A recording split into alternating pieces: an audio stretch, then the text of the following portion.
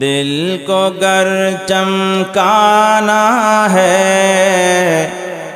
गर ईमान बनाना है, मिल्लत को बतलाना है और नगरी नगरी गाना है। ला इलाहा इल्लल्लाह, ला इलाहा इल्लल्लाह, ला इलाहा इल्लल्लाह। আল্লাহ পাক রব্বুল আলামিন বলেন, হে ঈমানদারগণ, লা তাকুলু আমওয়ালাকুম বাইনাকুম বিল বাতিল। হে ঈমানদার, তোমরা একে অন্যের সম্পদ বুক দখল করবে না, জবরদখল করবে না, ভক্ষণ করবে না, গ্রহণ করবে না অন্যায়ভাবে। ইল্লা আন তাকুনা তিজারাতান আন তারাদিম মিনকুম, তবে পরস্পরে সন্তুষ্টি চিত্তে যেন কোনো ব্যবসা করো, ওই ব্যবসার মাধ্যমে তোমরা সম্পদ গ্রহণ করতে পারবা। আল্লাহ পাক রব্বুল আলামিন তার পরবর্তীতে বলেন, ওয়ালা তাকতুলু আনফুসাকুম। হে ঈমানদারগণ, তোমরা একে অন্যকে হত্যা করবে না। আল্লাহ পাক রব্বুল আলামিন বলেন, ইন্নাল্লাহা কানা বিকুম রহিমা। তোমরা যদি অন্যায়ভাবে কারো সম্পদ গ্রহণ না করো, ভোগ দখল না করো, জবরদখল না করো, হারাম না ভক্ষণ করো, হারাম উপার্জন না করো, কাউকে হত্যা না করো, তাহলে তোমরা জেনে রাখবা আল্লাহ পাক রব্বুল আলামিন বড় দয়ালু, আল্লাহকে তোমরা দয়াশীল হিসাবে পাবা। আর যদি অন্যায় ভক্ষণ করো, অন্য সম্পদ আত্মসাৎ করো, জবরদখল করো, হারাম ভক্ষণ করো, অন্যায়ভাবে কারো গায়ে আঘাত করো, কারো বুকে গুলি চালাও, হাত পা ভেঙে দাও, আঘাত করো, আঘাত করতে করতে মৃত্যুর করে ঠেলে দাও, আল্লাহ তাআলা তখন আমার আপনার জন্য রহমান দয়ালু হবে না? আল্লাহ পাক রব্বুল আলামিন বলেন, আল্লাহ পাক রব্বুল আলামিন নির্দেশ দিলেন, হে আমার গোলাম, হারাম খাবা না, হারাম উপার্জন করবা না, হত্যা নির্যাতন করবা না। আল্লাহ পাক বলেন, ওয়া মান ইয়াফআল যালিকা উদওয়ানান ওয়া যুলমা ফাসাউফা নুসলিহি নারা। যদি কোনো ব্যক্তি সীমা লঙ্ঘন করে, অন্যায়ভাবে জুলুম করে, এই অপকর্মগুলা করে, তাহলে অচিরেই তারা জাহান্নামী হবে। কোথায় জোরে বলেন? ফাসাউফা নুসলিহি নারা, অচিরেই তারা জাহান্নামের সঙ্গে সাক্ষাৎ করবে, জাহান্নামে মিলিত হবে। অর্থাৎ যদি কোনো মানুষ অন্যায়ভাবে কারো সম্পদ আত্মসাৎ করে, সম্পদ বুক দখল করে, এখানে আল্লাহ পাক রব্বুল আলামিন পরস্পরে একে অন্যের সম্পদ হারামভাবে অন্যায়ভাবে ভক্ষণ করার দ্বারায় হারামভাবে যত উপার্জনের পদ্ধতি আছে, চুরি, ডাকাতি, ছিনতাই, দুর্নীতি, রাহাজানি, জমি দখল, মার্কেট দখল, চাঁদাবাজি, টেন্ডারবাজি, যা কিছু আছে, যতভাবে মানুষ হারাম উপার্জন করতে পারে, সুদ বলেন, ঘুষ বলেন, সর্বপ্রকার হারাম উপার্জন, হারাম কামাই এর মধ্যে অন্তর্ভুক্ত। বিসমিল্লাহির রহমানির রহিম।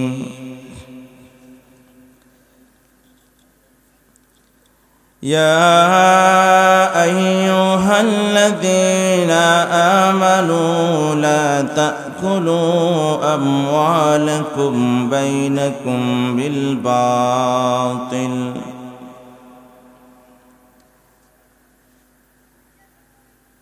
بينكم بالباطل إلا أن تكون تجارة عن تراض منكم ولا تقتلوا أنفسكم إن الله كان بكم رحيما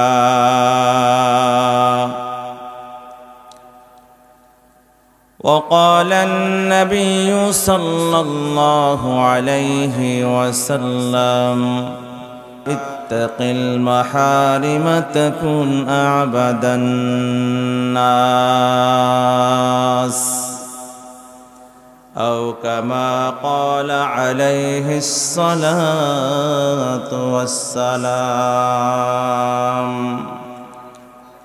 সকলে জবান খুলে মুহাব্বতের সাথে পড়ি আল্লাহুম্মা সাল্লি আলা মুহাম্মাদিন ওয়া আলা আলি মুহাম্মাদ কামা সাল্লাইতা আলা ইব্রাহিম ওয়া আলা আলি ইব্রাহিম ইন্নাকা হামিদুম মাজিদ اللهم بارك على محمد وعلى آل محمد كما باركت على إبراهيم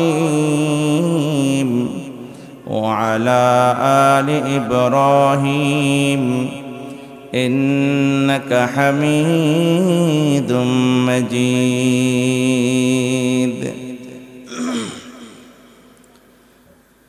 तेरे महबूब की या रब शबाहत लेके आया हो हकीकत उसको तो कर दे मैं सूरत लेके आया हो बलगल उला बिकमालिही कशफत दुजा बिजमालिही हसनत जमीअ खिसालिही सल्लु अलैहि व आलिहि ला इलाहा इल्लल्लाह ला इलाहा इल्लल्लाह ला इलाहा সবাই সবাই জবান খুলে বেজ দেন বেজ লা ইলাহা এই বক্স বন্ধ এটা সাউন্ড একটু বাড়ানো বক্সে لا إله إلا الله لا إله दिल को गर चमकाना है गर ईमान बनाना है मिल्लत को बतलाना है और नगरी नगरी गाना है ला इलाहा इल्लल्लाह ला इलाहा इल्लल्लाह ला इलाहा इल्लल्लाह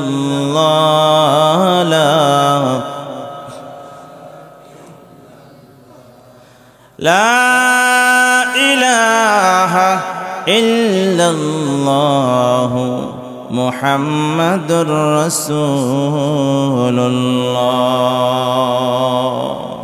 सल्लल्लाहु अलैहि वसल्लम अल्हम्दुलिल्लाह बड़ोबाड़ी दियारपाड़ा केंद्र ईदगाह मयदाने तफसिर महफिल कमिटिर उद्योगे आयोजित 3 दिन व्यापी 20तम धारावाहिक तफसिरुल कुरान महफिले उपस्थित मुअज्जज मुकर्रम वाजिबुल एहतराम हजरात उलमाए कराम अध्यक्ष सभापति प्रधान अतिथि विशेष अतिथिवृंद एलाकार विभिन्न प्रांत थेके आगत अल्लाह पाकेर आशिकीन दाकिरीन शाकिरीन मुहिब्बीन मुरब्बिन आज़म प्राण प्रिय आमार युवक तरुण बंधुगण स्नेहेर कचिकाचा शिशु भाइरा पर्दार आले अवस्थानरता श्रद्धेय सम्मानिता मा ओ बोनेरा महान रब्बे करीमेर दरबारे लक्ष कोटी शुक्र सुजूद जे महान मालिक अति मेहरबानी करे रहमतेर चादरे आवृत करे आमादेरके व्यस्ततम समय দুনিয়ার সর্বপ্রকার কর্মব্যস্ততা এবং গুনাহের কাছ থেকে হেফাজত করে আল্লাহর জমিনের সর্বোৎকৃষ্ট জান্নাতের বাগানে শামিল করেছেন। জবান খুলে দিল থেকে দরদ ভরা কণ্ঠে কালিমাতুর শুকর বলি আলহামদুলিল্লাহ। এত সুন্দর একটি রহমতের পরিবেশে, নুরানি পরিবেশে, গুনাহ মাফের মজলিসে, আল্লাহর জমিনে আল্লাহর পছন্দের মজলিসে আমরা যে সবাই আসতে পারলাম, বসতে পারলাম, এই জন্য সবাই খুশি নাকি বলেন? যারা বাজারে আছে এরা খুশি না মনে হয়? কথা বলে না। খুশি হলে তো এখানেই থাকতো। কথা বলে না। এরা বাজারে খুশি। কোথায় খুশি? ওখানে থেকে খুশি। যদি এখানে খুশি হতো তাহলে এখানেই থাকতো। ঠিক কিনা জোরে বলে? আমরা যারা উপস্থিত হয়েছি আমরা খুশি তো? কারা কারা খুশি না হাত তোলেন তো।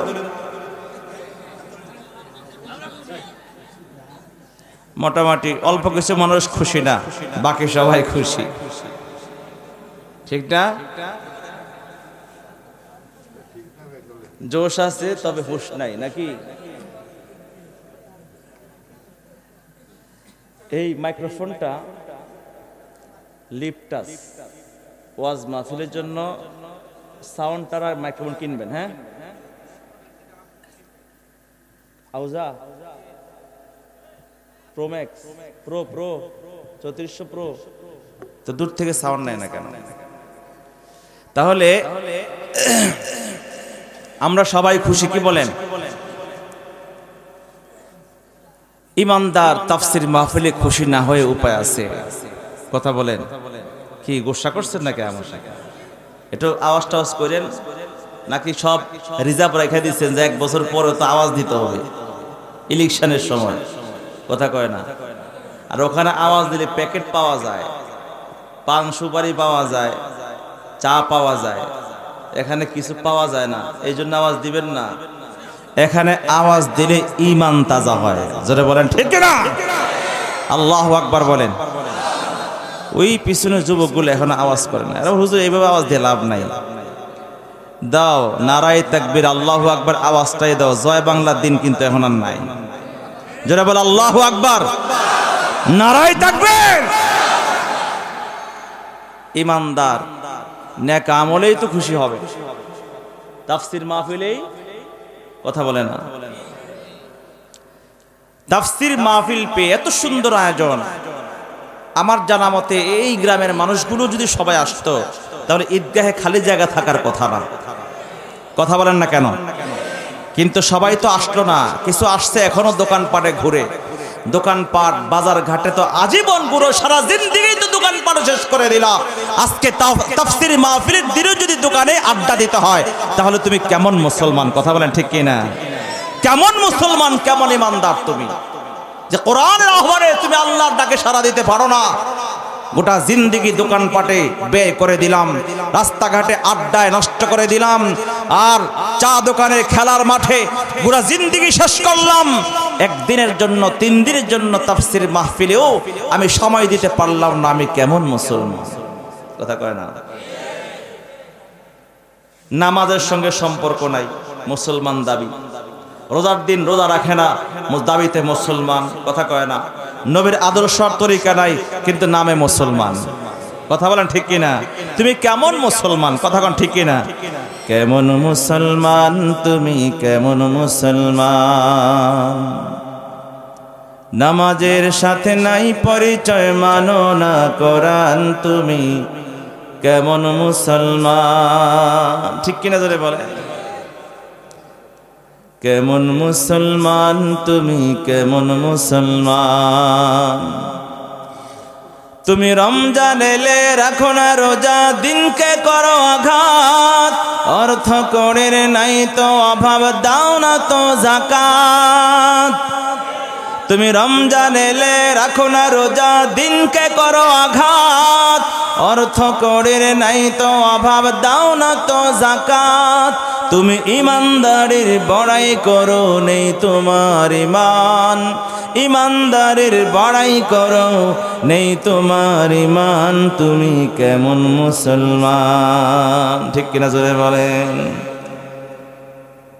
তুমি নবীর উম্মত দাবি করো, সুন্নাহ মানো না, নবীর অপমানে তোমার হৃদয় কাঁপে না। ঠিক কিনা বলেন। তুমি নবীর উম্মত দাবি করো, সুন্নাহ মানো না, নবীর অপমানে তোমার হৃদয় কাঁপে না। তুমি বিজাতীয় সংস্কৃতিতে সপেছ পরাণ, বিজাতীয় সংস্কৃতিতে সপেছ পরাণ, তুমি কেমন মুসলমান। ঠিক কিনা জোরে বলেন। ও মুসলমান বন্ধুরা আমার,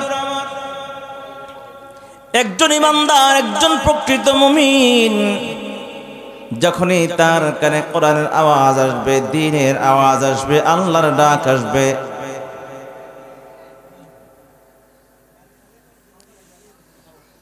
যখনই কোনো ইমানদারের কানের মধ্যে আল্লাহর আওয়াজ আসবে, কোরআনের আওয়াজ আসবে, তাফসীর আওয়াজ আসবে, আল্লাহর পক্ষ থেকে আজানের আওয়াজ তার কানের মধ্যে যখন আসে, আল্লাহর বান্দা দুনিয়ায় যেই কর্মে ব্যস্ত থাকুক না কেন, দ্বীনের আহ্বান আসলে, দ্বীনের পথে ডাক আসলে, তাফসীরের আওয়াজ কানে আসলে, কোরআনের আওয়াজ কানে আসলে, আল্লাহর বান্দা তো, ইমানদার মুমিন তো দুনিয়ার সব কর্ম ছেড়ে দিয়ে আল্লাহর ডাকে সাড়া দেওয়ার কথা। ঠিক কিনা জোরে বলে।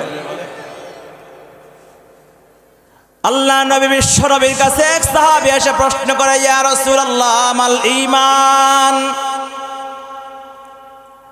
ওগো আল্লাহ নবী, ঈমান কি? ঈমান কাকে বলা হয়? ঈমান তো আমরা দেখি না, শুনি না। ঈমান আসলে জিনিসটা কি? দেখতেও পাওয়া যায় না, অনুভবও করা যায় না। তাহলে একজন মানুষের ভিতরে ঈমান আছে কি নাই, এটা কেমন করে বোঝা যাবে?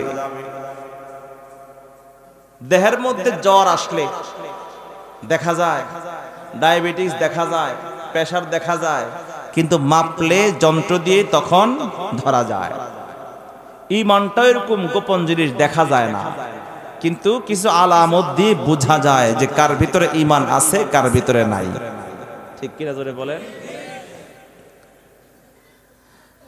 এই জন্য সাহাবী আল্লাহ রাসূলকে প্রশ্ন করে, ইয়া রাসূলুল্লাহ মাল ঈমান। ঈমান কি? ঈমান তো দেখা যায় না, ধরা যায় না, ছোঁয়া যায় না। আমরা কেমন করে বুঝবো একজন মানুষের ভিতরে ঈমান আছে? قال النبي صلى الله عليه وسلم إذا سرتك حسنتك وإذا ساءتك سيئتك فأنت مؤمن।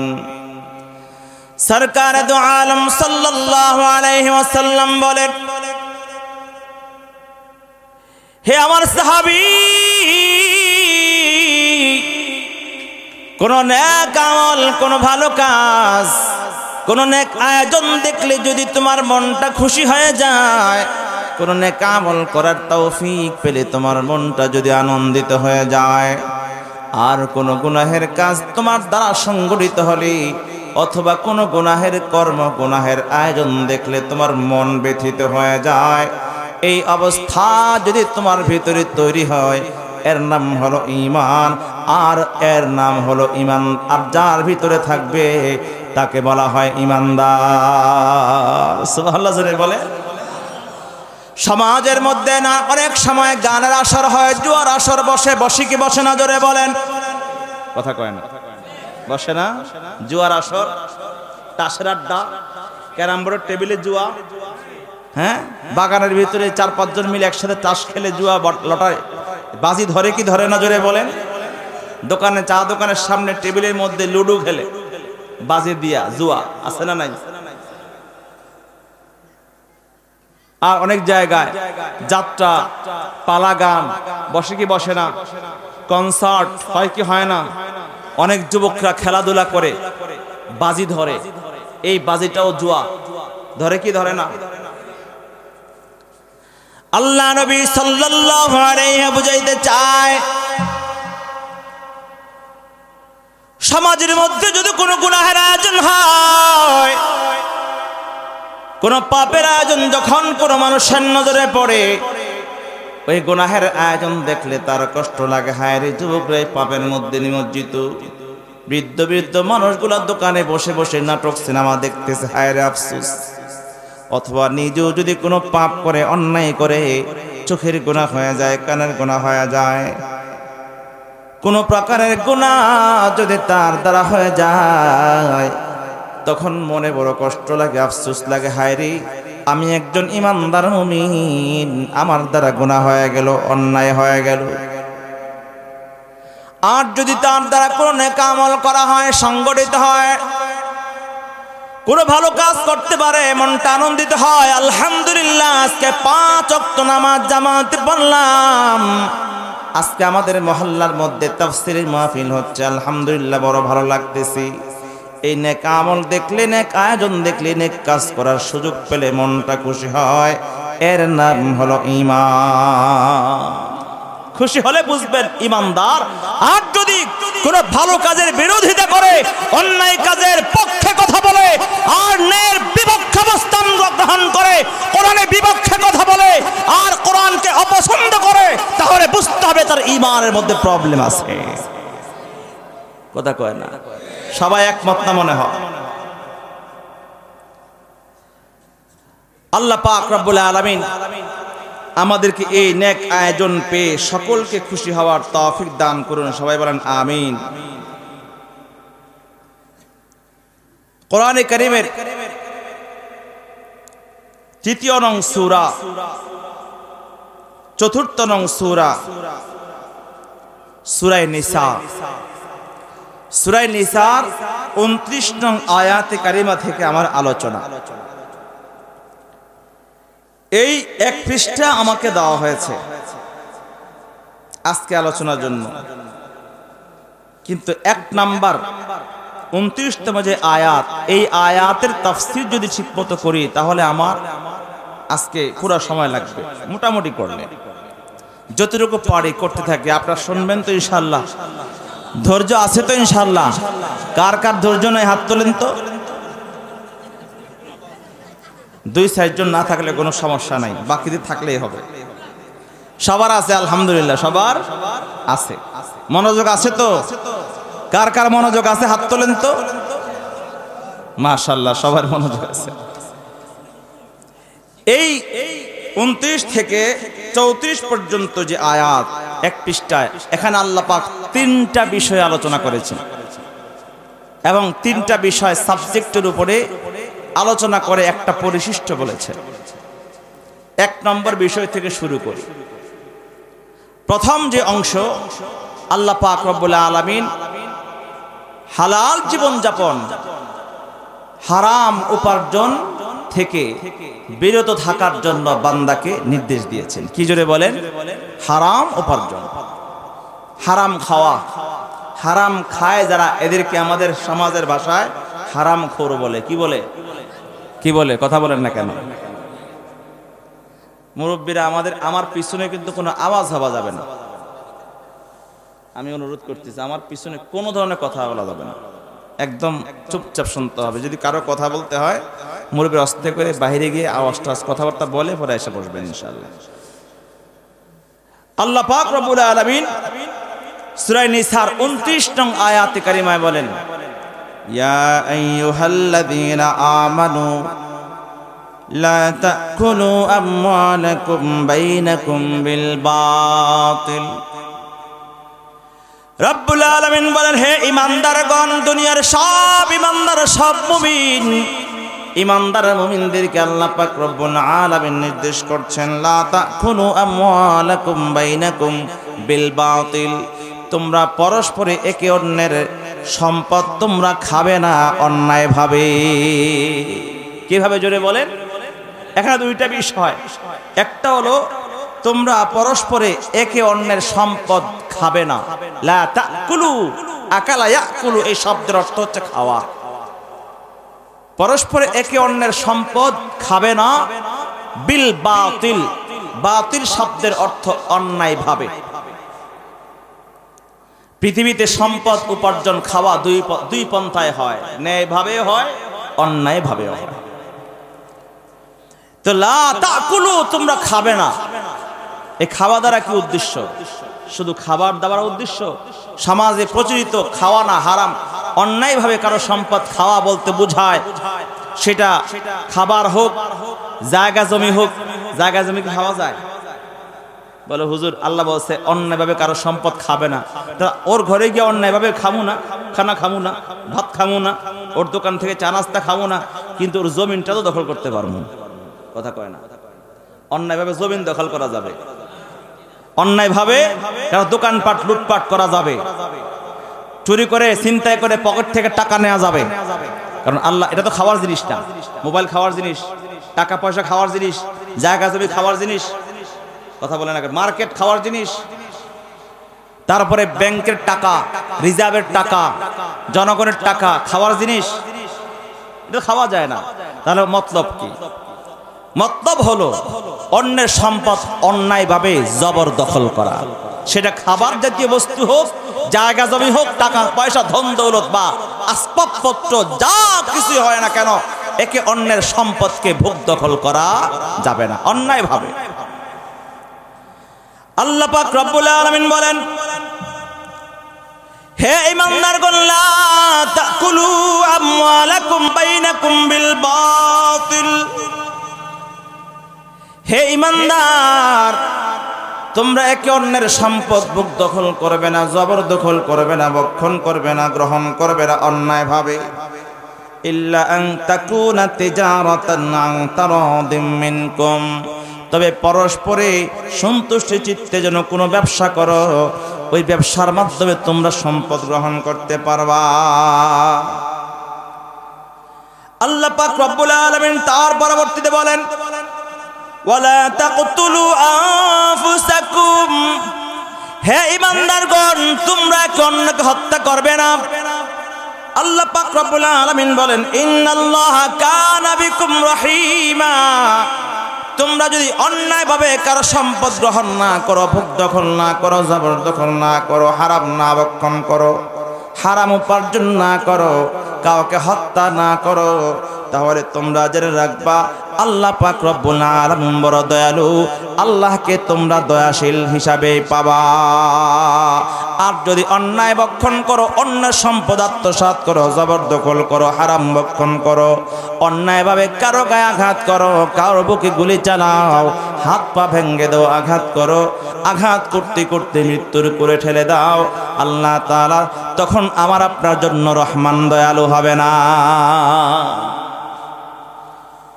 আল্লাহ পাক রব্বুল আলামিন বলেন, আল্লাহ পাক রব্বুল আলামিন নির্দেশ দিলেন, হে আমার গোলাম, হারাম খাবা না, হারাম উপার্জন করবা না, হত্যা নির্যাতন করবা না। আল্লাহ পাক বলেন, ওয়া মাইয়াফআল যালিকা উদওয়ানান ওয়া যুলমা ফাসাউফা নুসলিহি নারা। যদি কোনো ব্যক্তি সীমা লঙ্ঘন করে, অন্যায়ভাবে জুলুম করে, এই অপকর্মগুলা করে, তাহলে অচিরেই তারা জাহান্নামী হবে। কোথায় জোরে বলেন? ফাসাউফা নুসলিহি নারা। অচিরেই তারা জাহান্নামের সঙ্গে সাক্ষাৎ করবে, জাহান্নামে মিলিত হবে।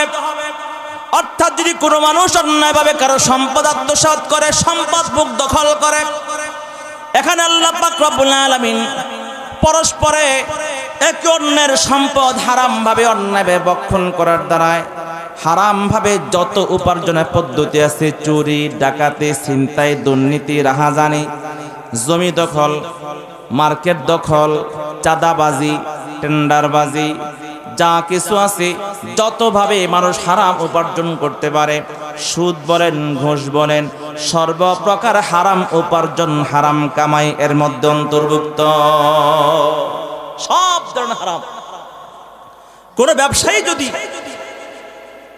ধোঁকাবাজি, প্রতারণা করে, মানুষের কাছ থেকে অন্যায়ভাবে মিথ্যা কথা বলে, মিথ্যা কথা বলে বলে বেশি বেচা কেনার জন্য মিথ্যা বলে, কি বলে না? কথা বলে না? বেশি বেশি বিক্রি করার জন্য, বেশি উপার্জনের জন্য মিথ্যা কথা বারবার বলে, এক নাম্বার 2 নম্বর মালকে 1 নাম্বার বলে বলে মানুষের মধ্যে চালায়া দেয় অন্যায়ভাবে, এই উপার্জনটাও হারাম। একটা নষ্ট মালকে ভালো বলে ধোকা দিয়ে কাউকে দিয়ে দিল অন্যায়ভাবে, এটাও কিন্তু হারাম উপার্জন। একজন মানুষকে ভালো দেখায়া ভিতরে নষ্ট দিয়ে দিল, উপরে ভালো সবজি ভিতরে পচা সবজি, উপরে ভালো আলু বস্তার উপরে নিচের মধ্যে ছোট ছোট গুঁড়া আলু, আছে না নাই জোরে বলেন? উপরে পরিচ্ছন্ন চাল, উপরে পরিচ্ছন্ন চাল ভিতরে ময়লা চাল, আছে না নাই? এমন ধোঁকাবাজির ব্যবসাও হয় কি হয় না? আল্লাহ পাক রব্বুল আলামিন যে বললেন লা তাকুনু আমওয়ালাকুম বাইনাকুম বিল বাতিল, বাতিল ভাবে অন্যায় ভাবে তোমরা একে অন্যের সম্পদ তোমরা আত্মসাৎ করবা না। হারামের যত প্রকার আছে সবগুলো প্রকার এখানে অন্তর্ভুক্ত। এবার আসেন আল্লাহ পাক কোরআনে এখানে ইজমালি ভাবে এতটুকু বললেন, আর হাদিসে আল্লাহ রাসূল সাল্লাল্লাহু আলাইহি ওয়াসাল্লাম বিস্তারিত বলেছেন যে কোন কোন বিষয়গুলো বাতিল, অন্যায় উপার্জন। আল্লাহ বলছেন অন্যায় ভাবে তোমরা একে অন্যের সম্পদ খাবে না, গ্রহণ করবে না। তো অন্যায় ভাবে কি কোন কোন পদ্ধতিতে হারাম, অন্যায় ভাবে কোন কোন পদ্ধতিতে সম্পদ উপার্জন করা যায়, এগুলোর বিস্তারিত আলোচনা আল্লাহ রাসূল বলেছেন। এর মধ্যে একটা উপার্জন হলো চুরি, একটা কি চুরি, আরেকটা হলো ডাকাতি, আরেকটা হলো দুর্নীতি, আর সমাজে সবচেয়ে বেশি প্রচলিত বর্তমানে সেটা হচ্ছে সুদ। কথা কয় না, আছে না জোরে বলেন?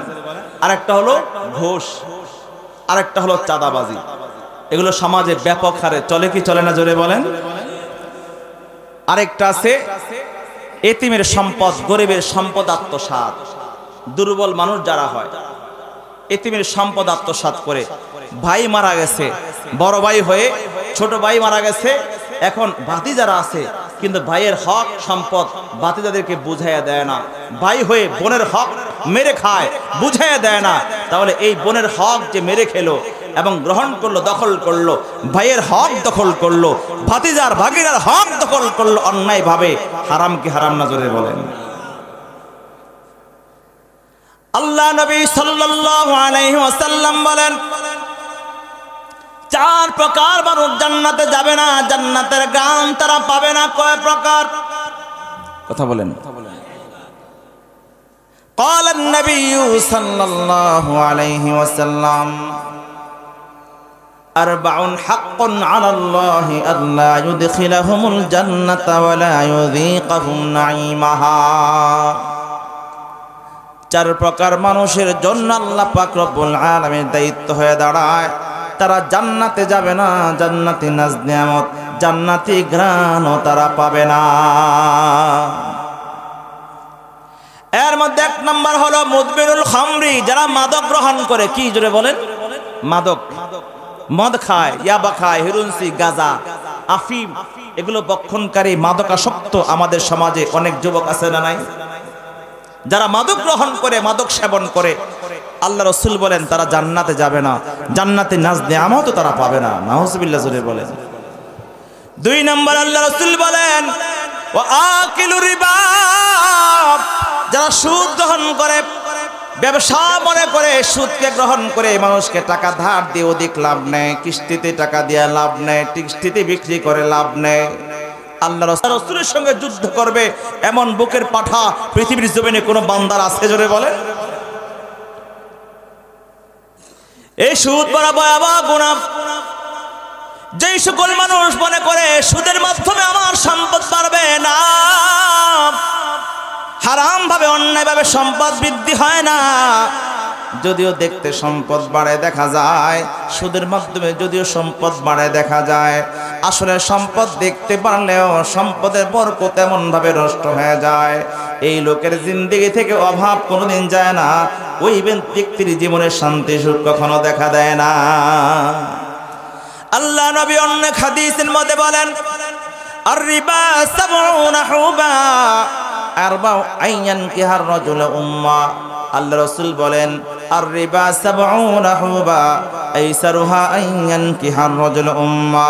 সুদের 70টি বড় বড় গুনাহ আছে, পাপ আছে, এর মধ্যে সবচেয়ে ছোট গুনাহ হলো মায়ের সঙ্গে জিনা করা।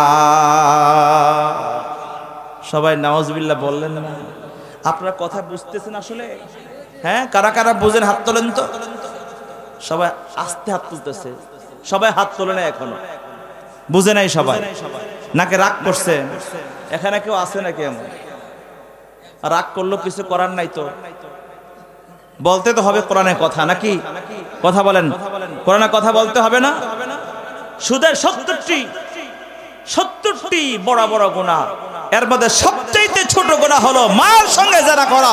চিৎকার দিয়ে বলেন নাউযুবিল্লাহ। বলে হুজুর আমরা বেশি খাই না, মাঝে মধ্যে খাই, অল্প খাই। অল্প খাইলে কি হবে? قال النبي صلى الله عليه وسلم درهم ربا يأكله الرجل وهو يعلم أشد من 36 زنيا। আল্লাহ নবী সাল্লাল্লাহু আলাইহি ওয়াসাল্লাম বলেন, যারা দুনিয়ার জমিনে 1 টাকাও জেনে শুনে 1 টাকা সুদের টাকা গ্রহণ করে, আল্লাহ রাসূল বলেন 36 বার মায়ের সঙ্গে জেনার গুনাহ তার আমলনামায় লেখা হয়। নাউযুবিল্লাহ, চিৎকার দিয়ে বলেন না। ও মুসলমান বন্ধুরে, 1 টাকা সুদ খেলো 36 বার জেনার গুনাহ তার আমলনামায় লেখা হয়। যারা সুদ খায় তাদেরও গুনাহ, যারা সুদ দেয় তাদেরও গুনাহ, যারা সুদের সাক্ষী হয় তাদেরও গুনাহ, যারা সুদের সাক্ষী হয় তাদেরও সমান গুনাহ। নাউযুবিল্লাহ, জোরে বলেন না। আল্লাহ নবী সাল্লাল্লাহু আলাইহি ওয়াসাল্লাম ইরশাদ করেন, আকিলুর রিবা ওয়া মুকিলাহু ওয়া শাহিদাইহি ওয়া কাতিবাহু কিলাহুম সাওয়া আও কামা ক্বালা আলাইহিস সালাতু ওয়াস সালাম। যারা সুদ খায় এবং সুদ দেয় এবং যারা সুদের সাক্ষী হয় এবং যারা সুদের রাইটার হয়, লেখক হয়, মুহুরি হয়, দলিল লেখক, আল্লাহ রাসূল বলেন এই গুনাহের মধ্যে, পাপের মধ্যে সবাই সমান অংশীদার। জোরে বলেন নাউযুবিল্লাহ। ও মুসলমান বন্ধুরা আমার, হারাম উপার্জনের মধ্যে অন্যায় ভাবে আরেকটি হারাম হলো ঘুষ। কথা কয় না, আমাদের বাংলাদেশে আবার ঘুষ নাই। কথা কয় না, এই ঝিনাইদহ জেলার মধ্যে ঘুষ নাই, সব ঢাকায়, নাকি সব জায়গায় আছে। আর গ্রাম্য সালিশের মধ্যে তো ঘুষ ঢুকে গেছে। কথা কয় না, যেই পক্ষ বড় অঙ্কের বাজার করে দেয় ওই পক্ষে রায় হইয়া যায়, ন্যায় হোক বা অন্যায় হোক। আছে না নাই? জোরে বলেন। যেই পক্ষ চা বিস্কুট বেশি খাওয়ায় ওই পক্ষেই কথা বেশি হয়। কথা আছে না নাই? জোরে বলেন। আল্লাহ নবী, রাগ করতেছেন না আপনারা? আল্লাহ নবী সাল্লাল্লাহু আলাইহি ওয়াসাল্লাম বলেন, আর রাশি ওয়াল মুরতাশি কিলাহুমা ফিন্নার। যারা ঘুষ নেয় এবং যারা ঘুষ দেয়, যে নেয় সেও অপরাধী, যে দেয় সেও অপরাধী। কারণ যে ঘুষ দিয়েছে তারও উদ্দেশ্য ভালো নয়। তুমি যদি হক পথে থাকো, ঘুষ দেওয়ার দরকার, তোমার পক্ষে এমনিই তো রায় আসবে। কথা বলে না কেন? কথা বলেন ঠিক কিনা?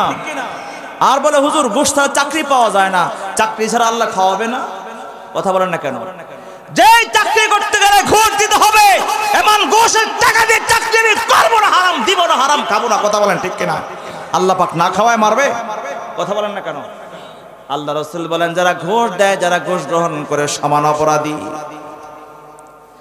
ও মুসলমান বন্ধুরা আমার, এই হারাম উপার্জনের, হারাম খাওয়ার আরেকটা পদ্ধতি হলো চুরি, আরেকটা পদ্ধতি হলো ডাকাতি, আরেকটা হলো চাঁদাবাজি, আরেকটা হলো জমি দখল, ভূমি দখল, আরেকটা হলো জনগণের সম্পদ ব্যাংকিং এর মাধ্যমে ডিজিটাল পদ্ধতিতে কলমের সাইন দিয়ে পাচার করে দেওয়া। আছে না নাই? জোরে বলেন। এই সবগুলো বান্দার হক। নাউযুবিল্লাহ, জোরে বলেন না। এই বান্দার হক এমন একটা হক, কোন মানুষ যদি দুনিয়ার জমিনে বান্দার হক নষ্ট করে, যতক্ষণ পর্যন্ত বান্দা ক্ষমা না করবে ততক্ষণ পর্যন্ত আল্লাহ ক্ষমা করবে না। কিয়ামতের কঠিন ময়দানে আল্লাহ পাক রব্বুল আলামিনের দরবারে প্রত্যেকটা পাওনাদার আল্লাহর সামনে দাঁড়ায় বলবে, আল্লাহ দুনিয়ার জমিনে আমি বিরোধী দলীয় ছিলাম, আমার কোনো পাওয়ার ছিল না, শক্তি ছিল না, জনবল ছিল না, আমার সঙ্গে প্রশাসন ছিল না, দলবল ছিল না আল্লাহ, অন্যায়ভাবে বাজারে আমার দোকানটা দখল করেছি, আমার ঘর বাড়িগুলো দখল করেছি। রব্বুল আলামিনের কাছে যখন বিচার দিবে, আল্লাহ পাক বান্দার প্রত্যেকটা হক সেদিন বুঝাই দিবে। কিভাবে বুঝাইবে? রাসূল করিম সাল্লাল্লাহু আলাইহি ওয়াসাল্লাম একবার সাহাবীদেরকে বলে, আমার সাহাবীরা, আতাদরুনা মাল মুফলিস, তোমরা কি জানো গরিব কাকে বলে? আপনাদের কবে প্রশ্ন করে বলুন তো, গরিব কাকে বলে? দরিদ্র। দরিদ্র কাকে বলে? যার কাছে টাকা পয়সা ধন দৌলত নাই তাকে কি বলে? জোরে বলেন, দরিদ্র বলে। ঠিক না? সাহাবায়ে কেরাম এমনটাই জবাব দিয়েছে, আমরা এমনটাই তো জানি। রাসূলুল্লাহ সাল্লাল্লাহু আলাইহি ওয়াসাল্লাম বলেন, হে আমার সাহাবী, বলো দেখি, আতাদরুনা মাল মুফলিস, দরিদ্র কাকে বলে? গরিব, মুফলিস ফকির কাকে বলে? ক্বালু আল মুফলিসু ফিনা মান লা দিরহাম ওয়ালা মাতা। আল্লাহ রাসূল বলেন, আমাদের মধ্যে দরিদ্র হলো ওই সকল মানুষ যাদের কাছে দিনার দিরহাম, টাকা পয়সা ধন দৌলত নাই। আল্লাহ নবী সাল্লাল্লাহু আলাইহি ওয়াসাল্লাম বলেন, না, এদেরকে গরিব আর দরিদ্র বলা হয় না। ইন্নাল মুফলিসা মিন উম্মতি ইয়াতি ইয়াউমাল কিয়ামাতি বিসালাতিন ওয়া সিয়ামিন ওয়া যাকাতিন ওয়া ইয়াতি ক্বাদ শাতামা হাদা ওয়া আকালা মালা হাযা ওয়া সাফাকা দামা হাদা ওয়া কাদাফা হাযা ওয়া দারাবা হাযা ওয়া কাতালা হাযা ফায়ুতা হাদা মিন হাসানাতিহি। আল্লাহ নবী সাল্লাল্লাহু আলাইহি ওয়াসাল্লাম বলেন, বড় ভয়ের কথা, হে জুনাইদার মুসলমান, ভালো করে শুনো। আল্লাহ রাসূল বলেন, কিয়ামতের ময়দানে আল্লাহ রাসূল বলেন, এমন কিছু ইমানদার, এমন কিছু মানুষ কিয়ামতের ময়দানে হাজির হবে যাদের আমলনামার মধ্যে বিশাল পাহাড় সময় পরিমাণ নামাজের সওয়াব থাকবে, পাহাড় পরিমাণ রোজার সওয়াব থাকবে, পাহাড় পরিমাণ যাকাতের সওয়াব, দান সদকার সওয়াব, নফল নামাজের সওয়াব। কিন্তু এই বিশাল মোটা অঙ্কের নেকির পাশাপাশি কিছু গুনাহ নিয়ে হাজির হবে। বলে কিসের গুনাহ? বলে মানুষকে কষ্ট দেওয়ার গুনাহ, মানুষকে আঘাত করার গুনাহ, হত্যা করার গুনাহ, হাত পা ভেঙে দেওয়ার গুনাহ, জুলুম করার গুনাহ, অন্যের সম্পদ জবরদখল করার গুনাহ, গীবত করার গুনাহ, সমালোচনা করার গুনাহ, মানুষের টাকা পয়সা মেরে দেওয়ার গুনাহ, এগুলো নিয়ে কিয়ামতের ময়দানে হাজির হবে। বান্দার হক নষ্ট করার গুনাহ। আল্লাহ নবী সাল্লাল্লাহু আলাইহি ওয়াসাল্লাম বলেন, তাহলে দুনিয়ার জমিনে যে মানুষের হক নষ্ট করে গেল, আমি দোকানপাটে বসে বসে যদি কোনো মানুষের সমালোচনা করি, গীবত করি, তাহলে মানুষের হক নষ্ট করলাম। আমি যদি মিথ্যা সাক্ষী দিয়ে কাউকে মিথ্যা মামলায় ফাঁসায় জেলখানায় পাঠাইলাম, আমি তার হক নষ্ট করলাম। বিবির হক থেকে তাকে বঞ্চিত করলাম, স্বামীর হক থেকে বিবিকে বঞ্চিত করলাম, সন্তানদেরকে বাবার হক আদর্শ হক থেকে বঞ্চিত করলাম। নানাবিধ হক নষ্ট করার গুনায় আমি জর্জরিত হলাম। আল্লাহ রাসূল বলেন, এই যে বান্দার হক নষ্ট করলো, কিয়ামতের ময়দানে এই হকগুলো পুরা করা হবে কিভাবে? আল্লাহর বান্দা যখন অনেক নামাজের সওয়াব, অনেক রোজার সওয়াব, যাকাতের সওয়াব নিয়ে হাজির হবে, দেখে মনে হবে লোকটা জান্নাতি। কিন্তু এমন মুহূর্তে আল্লাহর একজন বান্দা তার সামনে দাঁড়ায় বলবে, আল্লাহ, দুনিয়ার জমিনে আমার দোকান থেকে বাকি খেয়ে পরবর্তীতে এই টাকাগুলো আমার পরিশোধ করে নাই, আমি এই হক বুঝে পেতে চাই। আল্লাহ পাক রব্বুল আলামিন ফেরেশতাকে বলবেন, ফেরেশতা যাও, হে ফেরেশতা, তোমার এই বান্দাকে, আমার এই বান্দাকে আল্লাহর হক বুঝাইয়া দাও। বলে কিভাবে হক বুঝাইবো? দুনিয়ার জমিনে যেমন করে টাকা পয়সা, দিনার দিরহাম চলতো, কিয়ামতের ময়দানে টাকা পয়সা, দিনার ডলার কিছুই চলবে না। সেখানে বিনিময় হবে একমাত্র নেকি এবং বদি। আল্লাহ তাআলা বলেন, নামাজের সওয়াব থেকে কিছু সওয়াব তাকে দিয়া দাও। তখন নামাজের সওয়াব তাকে দিয়ে দেওয়া হবে, ওই বান্দা চলে যাবে, সওয়াব পায় সে খুশি, তার হক সে পেয়ে গেছে। আরেকজন বান্দা দাঁড়ায় বলবে, আল্লাহ, সমাজের মধ্যে লোকটা নামাজ পড়তো, জিকির করতো, দাওয়াত করতো, কিন্তু বাজার ঘাটে দোকানপাটে ঘুরে ঘুরে মানুষের সমালোচনা করতো, গীবত করতো, আমার গীবত করে সম্মানহানি করেছে। আল্লাহ, আমি আমার হক বুঝে পেতে চাই। আল্লাহ বলবেন, ফেরেশতা, তাকেও কিছু হক দিয়ে দাও, তাকে কিছু রোজার সওয়াব দিয়ে দেওয়া হবে। আরেকজন দাঁড়ায় বলবে আল্লাহ সুদের মাধ্যমে আমার কাছ থেকে অবৈধ পন্থায় অনেক টাকা পয়সা মেরেছে, আল্লাহ বলবেন তাকে কিছু যাকাতের সওয়াব দিয়ে দাও। আরেকজন বান্দা দাঁড়ায় বলবে আল্লাহ আয় রব্বুল আলামিন ইসলামের জন্য, দ্বীনের জন্য, দেশের জন্য ময়দানে স্লোগান দিয়ে নেমেছিলাম, অন্যায়ভাবে আমার বুকের মধ্যে গুলি চালিয়েছিল, অন্যায়ভাবে লাঠি চার্জ করে আমার হাত পা ভেঙে দিয়েছিল, আল্লাহ বিচার চায়। আল্লাহ পাক রব্বুল আলামিন বলবেন ফেরেশতা আমার এই বান্দাকে কিছু জিকির সওয়াব দেয়া দাও। এভাবে দিতে দিতে তার আমলনামায় যত নেকি, রোজা, হজ, যাকাত, জিকির, আজকার, তেলাওয়াত যত নেকি আছে আমলনামার সব নেকিগুলো শেষ হয়ে যাবে। জোরে জোরে বলেন নাউজুবিল্লাহ। তার আমলনামা নেকি শেষ হয়ে যাবে, পাওনাদার এখনো বাকি আছে। আরেকজন বান্দা দাঁড়ায় বলবে আল্লাহ রব্বুল আলামিন হাট ফাজিলপুর বাজারের মধ্যে আমার একটা দোকান ছিল, আল্লাহ আমার বাপ দাদার সম্পত্তি, আল্লাহ ক্ষমতা ছিল না বলে, আল্লাহ ক্ষমতার পাওয়ারে, শক্তির পাওয়ারে, পদের পাওয়ারে আমার জমিটা, দোকানটা দখল করে নিয়েছিল 5 বছরের জন্য। রব্বুল আলামিন আমি আমার হক বুঝে পেতে চাই। আল্লাহ বলবেন ফেরেশতা আমার এই বান্দাকে কিছু নেকি দেয়া দাও। ফেরেশতা তাকায় দেখবেন আমলনামার মধ্যে কোনো নেকি নাই। আল্লাহ বলবেন হে আমার ফেরেশতা আমলনামার মধ্যে নেকি না থাকলো তাকায় দেখো পাওনাদার আমলনামার মধ্যে গুনাহ আছে নি বলে আছে। আল্লাহ রাসূল বলেন সহিহ মুসলিম শরীফের হাদিসের বর্ণনা ফা ইন ফানিয়াত হাসানাতুহু ক্বাবলা আন ইউকদিয়া মা আলাইহি, যদি তার পাওনা পরিশোধ করার পূর্বেই তার আমলনামার নেকিগুলো শেষ হয়ে যায়, তখন পাওনাদারের আমলনামার মধ্যে যেই গুনাহ আছে ওই গুনাহগুলো দেনাদারের কাঁধে চাপায়া দেয়া হবে। আল্লাহ পাক বলবেন তাহলে তার দোকান দখল করে ভক্ষণ করেছে 5 বছরের জন্য, তাহলে এই হক পরিশোধ করার জন্য তার আমলনামার মধ্যে যেহেতু আর কোনো নেকি অবশিষ্ট নাই রে, তার আমলনামার মধ্যে যে গুনাহগুলো আছে ওই দখলদার দেনাদারের কাদের মধ্যে গুনাহগুলো চাপায়া দাও। আল্লাহ রাসূল বলেন ফাতুরিহাত আলাইহি থুম্মা তুরিহা ফিন্নার, অতঃপর দেনাদ পাওনাদারের আমলনামার গুনাহগুলো দেনাদারের কাঁধে চাপায়া দেয়া হবে। এভাবে অন্যের নিজের নেকিগুলো অন্যকে দিয়া অন্যের আমলনামার গুনাহগুলো নিজের কাঁধে নিয়া জাহান্নামে নিক্ষিপ্ত হবে যারা, তারা হলো আমার উম্মতের মধ্যে সবচেয়ে বড় দরিদ্র। নাউজুবিল্লাহ জোরে বলেন না। ও মুসলমান বন্ধুরা আমার সাবধান সাবধান, অন্যের 1 টাকা হক মারার আগে চিন্তা করবা এই যে আমি 1 টাকা ভক্ষণ করলাম এর বিনিময়ে আমার নামাজের সওয়াব আমলনামার সব নেকিগুলো নিশ্চয় হয়ে যাবে। আমি আমার বোনের হক মেরে খাইলাম, এতিমের হক মেরে খাইলাম, জায়গা জমি জোর করে দখল করলাম, আমার পড়শির জমি সীমানা 1 বিঘত পর্যন্ত দখল করলাম। যেভাবে অন্যায়ভাবে যেইভাবে হোক না কেন অন্যায়ভাবে যদি অন্যের সম্পদ দুনিয়ায় দখল করি, আমি দুনিয়ার জমিনে দখল করে খেলেও কিয়ামতের ময়দানে এর পরিপূর্ণ হিসাব বুঝাইয়া দেয়া ছাড়া কিয়ামতের ময়দানে এক নিজ জায়গা থেকে চুল পরিমাণ কেউ নড়াচড়া করতে পারবে না।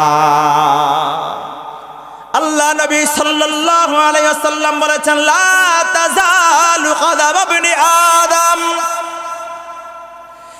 আল্লাহ নবী বলে আমার উম্মতের দল কিয়ামতের কঠিন ময়দানে 4 প্রশ্নের জবাব দেওয়ার আগ পর্যন্ত কোন আল্লাহর বান্দা নিজ জায়গা থেকে চুল পরিমাণ নড়াচড়া করতে পারবে না। 1 নাম্বার ওয়া আন উমরিহি ফিমা আফনা, তোমার হায়াত কোন কাজে ব্যয় করেছো, ওয়া আন শাবাবিহি ফিমা আবলা, তোমার যৌবনকাল কোন পথে ব্যয় করেছো, ওয়া আম্মালিহি মিন আইনা ইকতাসাবাহু ওয়া ফিমা আনফাকা, দুনিয়ার জমিনে অনেক সম্পদ উপার্জন করছো, অনেক সম্পদ তুমি খরচ করেছো, এই সম্পদ কোন পন্থায় উপার্জন করেছো আর কোন পন্থায় ব্যবহার করেছো হিসাব দেয়া যাও। হিসাব দেয়া ছাড়া কেউ নড়তে পারবে না। অতএব খাওয়ার আগে চিন্তা করো হিসাব দিতে পারবা কিনা। হাজার হাজার কোটি টাকা মানুষের মেরে খাইবা আর হাজার কোটি টাকা পাচার করবা, আঙ্গুল ফুলে রাতারাতি কলা গাছ হবে, দুর্নীতির মাধ্যমে চুরিবাটপাড়ির মাধ্যমে জনগণের সম্পদ আত্মসাৎ করে বাহির রাষ্ট্রে ঘর বানাইবা। মনে দেখো কিয়ামতের ময়দানে দুনিয়ার জমিনে পালায় যেতে পারবা, কিয়ামতের ময়দানে পালাবার পথ খুঁজে পাবা না। কথা বলেন ঠিক কিনা? আল্লাহ নবী সাল্লাল্লাহু আলাইহি ওয়াসাল্লাম বলেন ওয়াল ইলমি মা দামিলা ফি, হে আমার উম্মতের দল, দুনিয়ার জমিনে যা কিছু জেনেছো, যে ইলম অর্জন করেছো, কি পরিমাণ আমল করেছো। 4 নম্বর প্রশ্ন, যা জানলা এই জানা অনুযায়ী কতটুকু মানলা। আজকের এই হালাল হারামের আলোচনা শুনলেন, তাহলে এই ইলম আর এই জ্ঞান আমাদের অর্জন হলো কিনা জোরে বলেন? কথা কয় না। এই তাফসীরের মাধ্যমে হালাল হারামের অন্যায়ভাবে মানুষের সম্পদ আত্মসাৎ করা হারাম এবং এটা কবিরা গুনাহ, এবং কোন কোন পদ্ধতিতে হারামভাবে উপার্জন করা হয় সেটাও জানলেন। জানার পরে যদি না মানেন, আল্লাহর কাছে এটাও জবাব দিতে হবে যে তুমি যা জেনেছো সেই জানা অনুযায়ী কি পরিমাণ আমল করেছো। জবাব দেওয়া যাও, জবাব দেওয়ার আগ পর্যন্ত কেউ জায়গা থেকে চুল পরিমাণ নড়াচড়া করতে পারবে না। এই জন্য মানব তো ইনশাল্লাহ। কথা বলে না, মানব তো ইনশাল্লাহ। না মেনে যাবেন কোথায়? এই তাফসীর শুনে কি হবে? নামাজ শুনে পড়ে কি হবে? জিকির তেলাওয়াত করে কি হবে? যদি আমরা হালাল জীবন যাপন না করি, হারাম গ্রহণ করি, অন্যায়ভাবে যদি আমরা একে অন্যের সম্পদ ভক্ষণ করি, দখল করি, তাহলে আমাদের ইবাদত বন্দেগী তো আল্লাহর দরবারে কবুল হবে না। আমাদের দোয়া মুনাজাত কান্নাকাটি কবুল হবে না।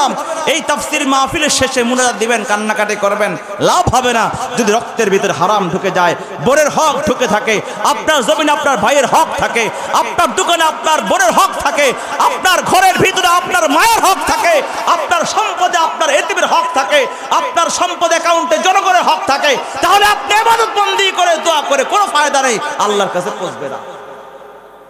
বলে দলিল কি?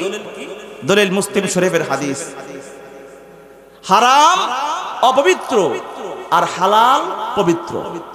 যদি বলেন হারাম অপবিত্র আর হালাল, কথা বলে না। আল্লাহর সত্তা পবিত্র, সুবহানাল্লাহ বলেন না। আল্লাহর সত্তা কি? আর যেই দেহে হারাম ঢুকে ওই দেহ অপবিত্র। অপবিত্র দেহের ইবাদত, অপবিত্র সত্তার ইবাদত পবিত্র সত্তার কাছে যায় না। নাউজুবিল্লাহ জোরে বলেন। এটা আমার কথা নয়, বিশ্ব নবীর কথা। কথা বুঝতেছেন আপনারা? রাগ করতেছেন নি কোনো কথায়? এই হক কথাগুলো শুনে দুঃখ নিয়েন না, কষ্ট পায়েন না। এগুলো শুনে আমল করার চেষ্টা করবেন। দুঃখ পাইলে ঈমান নিয়ে কবরে যেতে পারবেন না। কথা কয় না। স্বামী স্ত্রী দুইজন চাকরি করে, স্বামী বেতন পায় 30,000, স্বামী বেতন পায় 20,000, স্ত্রী 30,000। কত হইল? 50,000। সন্তান নাই। যে সংসারে ইনকাম বেশি ব্যয় কম, ওই সংসারে পুঁজি এবং ওই ঘরের মধ্যে সামানপত্র সম্পদ বেশি থাকে, আর ওই ঘরের উপরে চোরার কি পড়ে? নজর। এই ঘরের মধ্যে চোরার নজর পড়ছে যে এই ঘরের মধ্যে যদি শীত কাটা যায়, শীত কাটা বোঝেননি কি? ওই যে মাটি খুঁড়ে ঘরের ভিতরে ঢোকে। এখন তার ওই পদ্ধতি নাই, সরাসরি রাস্তার মধ্যে খাড়ায় বলে কি আছে বাইর কর। কথা কয় না।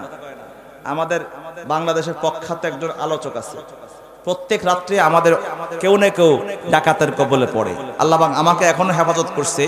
একদিন আসতেছিল এই যে দাউদকান্দির পরে এই মেঘনার পাড়ে চিরাং রোডে, ঢাকা চিরাং রোডে, দেখতেছি ছুরি কাছিরা আসতে, সামনে রাস্তা জ্যাম ছিল, এমন সময় গাড়ি ছেড়ে দিছি, আইসা আমার আর পাইছে না। তো বাংলাদেশে অনেক প্রসিদ্ধ একজন বক্তা আছে এবং বিশ্ববিখ্যাত কারি সাইদুল ইসলাম আসাদ, নাম শুনছেননি? তো কারি সাইদুল ইসলাম আসাদ আমার বন্ধু মানুষ। তো বলতেছে যে এই কিছুদিন আগে এক জায়গায় ডাকাতি ধরছে। তো গ্লাস খুলে বলতেছে তোমরা আমাকে চিনো? বলে হুজুর চিনি, আপনি কারি আসাদ সাহেব, আমরা বক্ত সবসময় তেলাওয়াত শুনি, কি আছে বাইর করেন। কথা বুঝেন নাই? আমরা বক্ত কি আমরা আপনার তেলাওয়াত শুনি, আমরা আমরা ভক্ত হুজুর, কিন্তু আজকে কি আছে দিয়া যান? আছে না জোরে বলেন? এখন তো আর ওই শীত কেটে মানুষের ঘর থেকে চুরি করার পদ্ধতি নাই, সরাসরি সামনেই মানুষের সামনে লোকালয়ের মধ্যে ছুরি কাছি নিয়ে পিস্তল নিয়ে গুলি করে আর কি আছে বাইরে করে নিয়ে যায়, আশপাশে মানুষ দেখেও কিছু কইতে পারে না। আছে না জোরে বলেন?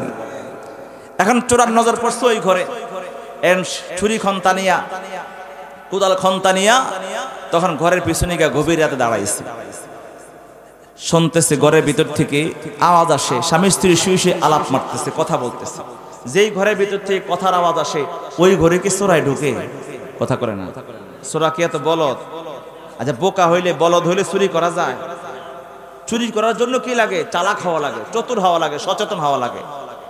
দুই বলদ চোরা ঢুকছিল এক গরিব গার্মেন্টস চাকরি করে এমন মানুষের ঘরে। ঘরে ঢুকে দেখে কিছুই নাই, শুধু হান্ডি বাদে ছাড়া। বের হওয়ার সময় দেখতেছে টেবিলের মধ্যে, টি টেবিলের মধ্যে খাবার সাজানো। এখন চামচা কয়, ওস্তাদ কিছুই তো পেলাম না, এই খাওয়ান গুলা খাইয়া যায়? বলে না, খাইস না, এই চেষ্টামি করিস না, চল জায়গা। বলে ওস্তাদ কিছুই তো পেলাম না, কমসে কম খাবার গুলা খেলে তো পেটটা শান্তি। না, এটা করিস না। আসলে গরিব মানুষ তো, স্বামী বেচারা চাকরি করে অনেক রাতে ডিউটি থেকে আসে, স্ত্রীকে জাগাবে, কষ্ট হবে, এই জন্য খাবারগুলো স্বামীর জন্য সাজাইয়া স্ত্রী ঘুমায় যায়, স্বামী এসে খেয়ে বেচারা ঘুমায় পড়ে। এখন এই চোরা এই টেবিলে সাজানো খাবারগুলো সব খাইয়ে ফেলছে, খানাও শেষ। এমন সব মালিক ঘরে ঢুকছে, দরজা তো খোলাই, অন্ধকার, যাবে কোথায়? এখন দেখার আগেই দৌড় দিয়ে একটা ঢুকছে খাটের নিচে, আর একটা উঠছে কারো সিলিংয়ের উপরে। এখন স্বামী ঘরে এসে খাবার খাবে, বাতি জ্বালাইছে, জ্বালায় দেখে টেবিলের মধ্যে খাবার পাতিল সব খালি। ডাকছে, এই বিবি, খাবার কোথায়? বিবি কম্বলে ভিতর থেকে মাথা তুলে বলে, কি এত চেঁচাও কেন? দেখো না খাবার টেবিলে সাজায় রাখছি, যে নতুন নাকি? কয় নাই তো।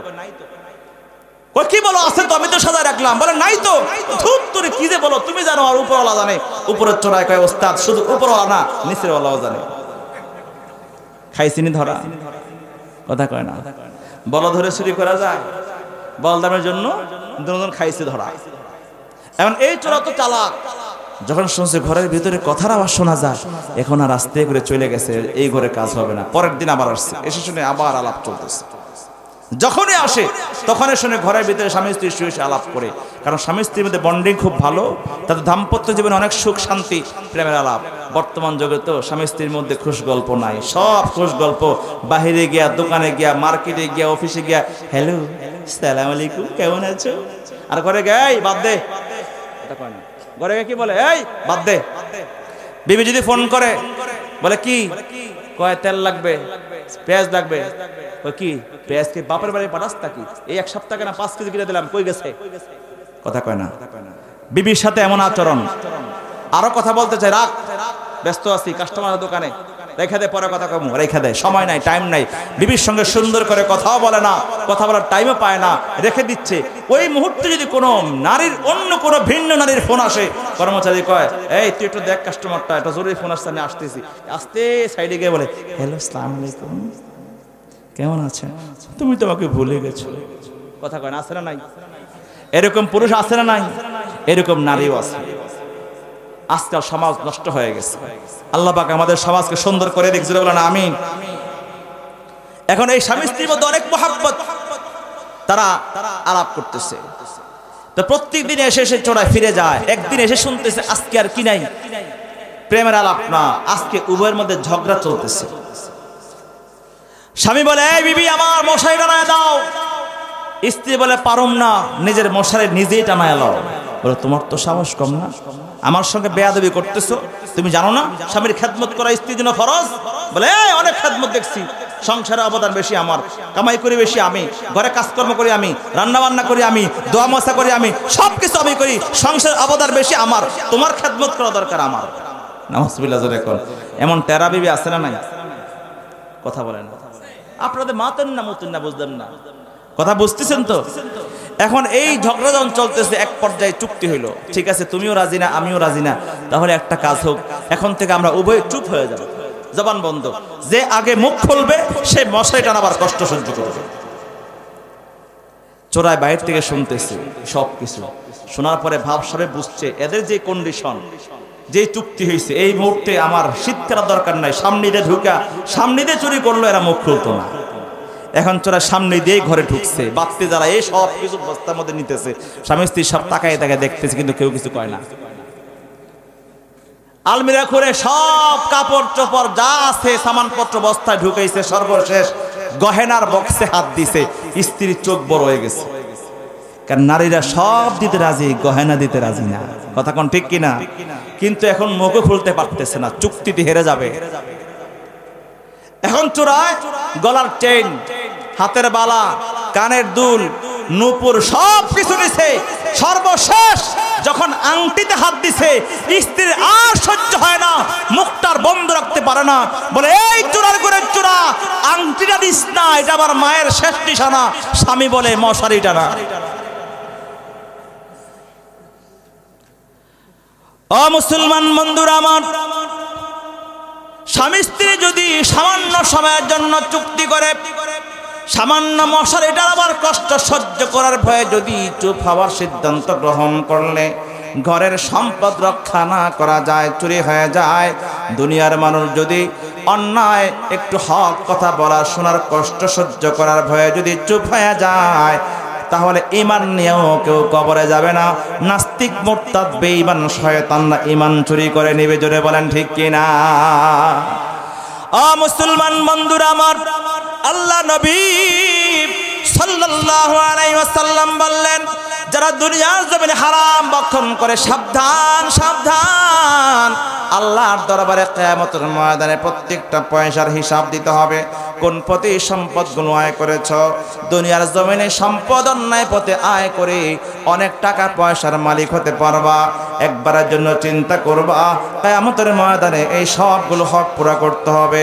তাহলে তোমার আমল নামায় অন্যের অনেক হক নষ্ট করেছো, কিন্তু এই হক পুরা করার জন্য তোমার আমল নামায় কি পরিমাণ নেকি আছে। অন্যায়ভাবে সম্পদ আত্মসাতের মধ্যে একটা সম্পদ হলো ব্যবসার মধ্যে 2 নম্বরই করা।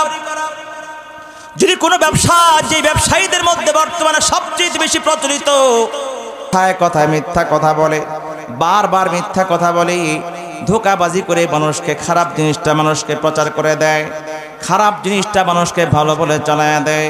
মিথ্যা কসম খেয়ে কে বলে, হুজুর আপনার জন্য এটা 20 টাকা কসম করলাম, এটা আমি 19 টাকা দিয়ে কিনছি। কথা কয় না, বলে মাস্টার সাহেব আপনার লোকে দামাদামি আছে, আমরা কিনা দামে দিয়ে দিলাম, যান 50 টাকা দিয়ে কিনছি, আপনি 52 টাকা দিয়ে 2 টাকা লাভ, আসলে কিনছে মাত্র 40 টাকা দিয়ে। তো মিথ্যা কসম করে বললো কি 50 টাকা কিনা। তো এই যে কথায় কথায় মিথ্যা কসম করে, এই যে কসমের মাধ্যমে, মিথ্যার মাধ্যমে যে এই সম্পদ উপার্জন করলো, হালাল না হারাম? এটাই অন্যায়ভাবে সম্পদ খাওয়া। মিথ্যা বলার মাধ্যমে, মিথ্যা কসম খাওয়ার মাধ্যমে যদি কোনো ব্যক্তি সম্পদ উপার্জন করে, সম্পদ হারাম হয়ে যায়। আর কোনো ব্যক্তি যদি সত্য কসমও খায়, যে কসম করে বললো হুজুর এটা আমি 100 টাকা দিয়ে কিনলাম, কসম কিনা দামে দিছি, সত্য যদি হয়, এই কসম খাওয়ার মাধ্যমে বেচা কিনা বেশি হবে, কিন্তু এর বরকত নষ্ট হয়ে যাবে। এটা আমার কথা নয়, বিশ্ব নবীর কথা। قال النبي صلى الله عليه وسلم الحلف মানফাকাতুন লিসিলাতি মামহাকাতুন লিল বারাকা। আল্লাহ রাসূল বলেন, কোন মানুষ যদি মিথ্যা কসম খায়, ব্যবসায়ীরা কথায় কথায় কসম খায়, আল্লাহ রাসূল বলেন কসম খাওয়ার মাধ্যমে ব্যবসায় বেচা কিনা একটু বেশি হলেও এই উপার্জনের বরকত নষ্ট হয়ে যায়। নাউজুবিল্লাহ, জোরে বলেন না। ও মুসলমান বন্ধুরা আমার, সবচেয়ে বড় শাস্তি দুনিয়ার জমিনে, হয়তো কিছু সম্পদ তোমার বেশি হবে, বাড়ি করতে পারবা, গাড়ি কিনতে পারবা, বিদেশে যেতে পারবা, অনেক উন্নত জীবন যাপন করতে পারবা, কিন্তু মৃত্যুর সঙ্গে সঙ্গে তোমার কবরটা জাহান্নাম হয়ে যাবে যদি দুনিয়ার জমিনে অন্যের সম্পদের মাধ্যমে বড়লোক হতে চাও। নাউজুবিল্লাহ, জোরে বলেন না। আল্লাহ পাক রব্বুল আলামিন বলেন, وَمَن يَفْعَلْ ذَلِكَ عُدْوَانًا وَظُلْمًا فَسَوْفَ نُصْلِيهِ نَارًا। আল্লাহ বলেন অচিরেই জাহান্নামে তারা মিলিত হবে।